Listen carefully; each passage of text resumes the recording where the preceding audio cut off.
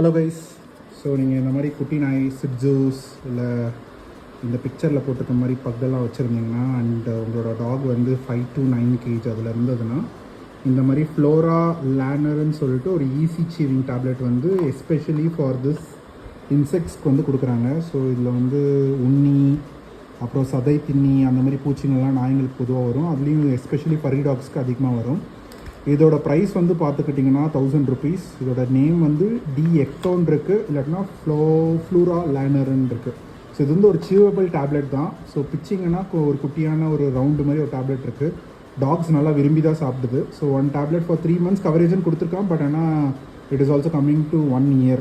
So அதுதான் நான் வந்து பார்த்த வரைக்கும்.